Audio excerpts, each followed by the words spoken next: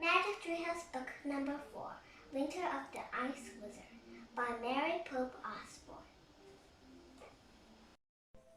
Chapter 5, The Norns. They slammed the door against the walls. Jack caught his breath.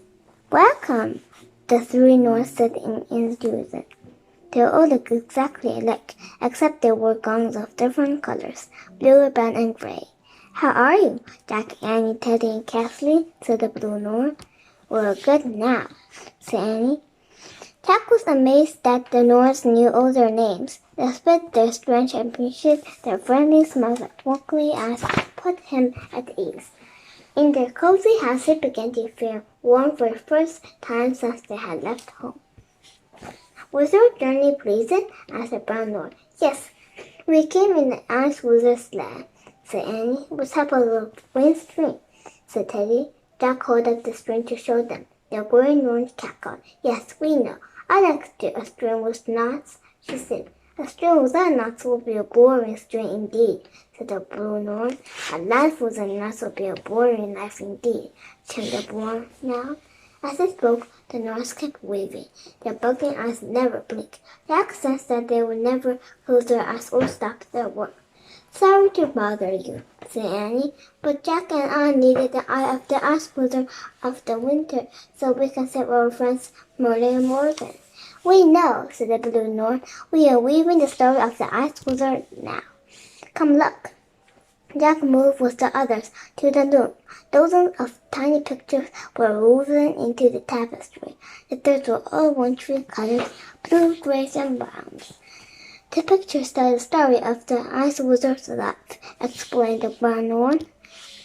One picture showed two children playing together. Another showed a boy running after a swan. After another showed two white wolves, and another showed an eye in a circle. What's the story of the eye? Jack asked. Long ago, the Ice Wizard came to us, seeking all the wisdom of the world, said the Grey Norn. We said we would give him wisdom if he gave us one of his eyes. He agreed to that bargain. The wizard doesn't seem very wise, said Annie. Indeed, he is not, said the brown Norn. We planted the seeds of wisdom in his heart, but they never grew. Why did you want his eye? asked Jack. We wish to give it to the Frost Giant, said the blue Norn. The Frost Giant, said Teddy. Who is the Frost Giant? He is neither a magician nor a mortal, said the blue Norn. He is a blind force of nature that spares nothing in his path. We hope the Frost Giant will use the wizard's eye to see the beauty of the world, so he might choose to care for it rather than destroy it, said the blue Norn. But Alice, the Frost Giant does not use our gift at all.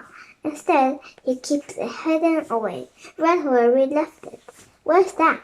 asked Annie. The Frost Giant lives inside a hollow hill, said the Grey Norn. In the hollow hill is a hole, said the blue Norn.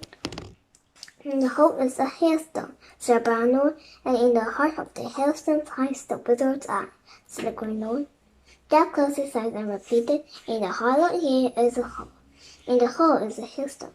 In the heart of the hailstone hides the wizard's eye. Yes, said the Grey Norn, this is where you must go. But beware, you must never look directly at the Frost Giant. Anyone who looks directly at the Frost Giant will freeze to death at once. Jack shivered and nodded. Well, we better get going, said Annie. Thanks for your help. The Ice Wizard's ram tells us to pay whatever he asks us to pay. The Norns looked at each other. I like that weave around her neck, the Grey Norn says to her sisters. 'Tis red like a fairy dam. The other two Norns nodded eagerly. My scarf? said Annie. Sure, here. She took off her red woolen scarf and placed it on the floor near the Norn's loom. Lovely, said the blue Norn. Perhaps we should stop weaving capes and start weaving scarves. The other Norns cackled. Well, go now, said the Grey Norn. Travel towards the North Star. When you reach the snowy hills, look for the one whose peak is missing. Jack, Annie, and Teddy started towards the door, but Catherine stayed behind. Forgive me, but I have one more question, she said. She pointed to a picture of the swan and the bull on the tapestry. What is this story? "'Tis a sad tale," said the Grey Norn. "The Ice Wizard had a younger sister who loved him more than anything in the world. But one day they fought over something foolish. He lost his temper and told her to leave him alone forever. She ran down the sea in tears. There she found a flock of swan maidens. They gave her a white feather dress. She put on the dress and she became a swan maiden herself. She flew away with the others and never returned. After that, the Ice Wizard was never the same," said the Blue Norn. "When his sister left, he grew cold and mean-spirited, just as if his sister took his heart when she flew away." "That is sad," said Annie. "How will the Ice Wizard's story end?" "You know that we will determine the stars will weave next," said the Brown Norn. "We will?" said Annie. "Yes," said the Grey Norn. "Our powers are fading. Our plans no longer work the way we expect them to. The Ice Wizard has no winsome. The Frostron has no sight.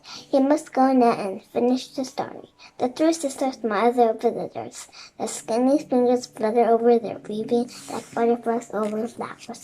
Jack couldn't help smiling back at them, but he then thought about Morty and Morgan. He thought about all the dangers waiting outside.